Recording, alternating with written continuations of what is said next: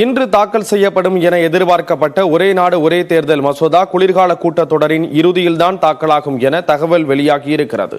இந்த மசோதாவில் உள்ள அம்சங்கள் என்ன என்பதை இந்த தொகுப்பில் பார்க்கலாம்.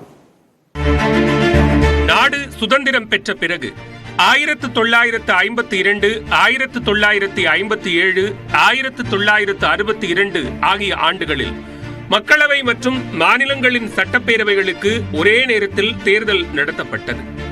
1968 ஆண்டு பல்வேறு மாநிலங்களின் சட்டப்பேரவைகள் கலைக்கப்பட்டன. 1970 ஆண்டில் மக்களவையும் கலைக்கப்பட்டது. அதன் பிறகு மக்களவை மற்றும் மாநிலங்களின் சட்டப்பேரவைகளுக்கு தனித்தனியாக தேர்தல் நடத்தப்பட்டு வருகிறது. இந்நிலையில் மக்களவையின் 543 தொகுதிகளுக்கும் மாநிலங்களின் 4120 சட்டப்பேரவை தொகுதிகளுக்கும் ஒரே நேரத்தில் தேர்தல் நடத்த மத்திய அரசு திட்டமிட்டுள்ளது.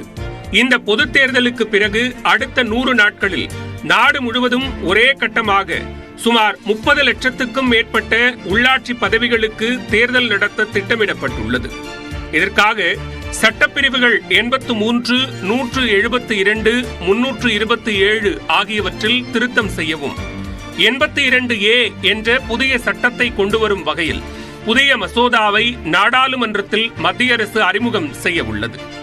82A சட்டப்பிரிவை பொறுத்தவரை இது மக்களவை மற்றும் அனைத்து சட்டப்பேரவைகளுக்கும் ஒரே நேரத்தில் தேர்தல் நடத்த அனுமதிக்கும்.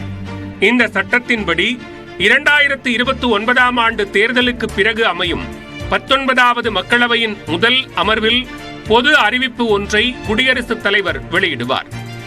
அறிவிப்பு தேதியாக கருதப்படும். அதன் பிறகு பொது தேர்தல் மூலம் அமைக்கப்படும் எந்த ஒரு சட்டமன்றங்களின் பதவிக்காலமும் 19வது மக்களவையின் பதவிக்காலம் வரை மட்டுமே செல்லுபடியாகும். அதன் பிறகு அந்த சட்டமன்றங்களின் பதவிக்காலம் காலாவதியானதாக அறிவிக்கப்படும். இதில் 82Aவின் 3வது பிரிவு மிக முக்கிய சட்ட திருத்தமாக பார்க்கப்படுகிறது. அதன்படி 19வது மக்களவையின் பதவிக்காலம் முடிவதற்குள் மக்களவை மற்றும் அனைத்து சட்டப்பேரவைகளுக்கும் தேர்தல் ஆணையம் ஒரே நேரத்தில் நடத்தி முடிக்க வேண்டும். ஒருவேளை சில மாநிலங்களில் தற்போதைக்கு சட்டமன்ற தேர்தல் நடத்த முடியாது என்ற நிலை இருந்தால் குடியரசுத் தலைவரின் பரிந்துரை அடிப்படையில் அந்த இடத்துக்கு மட்டும் சட்டப்பிரிவு 82A(5) மூலம் தேர்தலை ஒத்திவைக்க முடியும். அப்படி ஒரு மாநிலத்தின் தேர்தல் ஒத்திவைக்கப்படும் பட்சத்தில் 172வது பிரிவின்படி 5 ஆண்டுகள் நிறைவு செய்ய வேண்டும் என்ற அவசியம் இல்லை. மக்களவையின் ஆயுட்காலம் முடியும் போதே அந்த சட்டப்பேரவையின் பதவிக்காலமும் முடிந்துவிடும். ஒருவேளை சட்டப்பேரவை முன்கூட்டியே கலைக்கப்படும் பட்சத்தில் அங்கு இடைத்தேர்தல் நடத்தப்பட்டு இடைக்கால அரசு அமைக்கப்படும். அதற்கேற்ப 172வது சட்டப்பிரிவில் திருத்தங்களை மத்திய அரசு முன்மொழிந்துள்ளது. இந்த நடைமுறை மக்களவைக்கும் பொருந்தும் வகையில் சட்டப்பிரிவு 83 மாற்றம் செய்யப்பட உள்ளது. அதன்படி 5 ஆண்டுகளுக்கு முன்பே ஆட்சி கலைக்கப்பட்டால் எஞ்சிய காலத்துக்காக இடைக்கால மத்திய அரசு அமையும். மேலும் தொகுதி மறுவரையறையுடன் ஒரே நாடு ஒரே தேர்தலை நடத்தும் வகையில் சட்டப்பிரிவு 327 திருத்தம் செய்ய மத்திய அரசு திட்டமிட்டுள்ளதாக தகவல் வெளியாகியுள்ளது.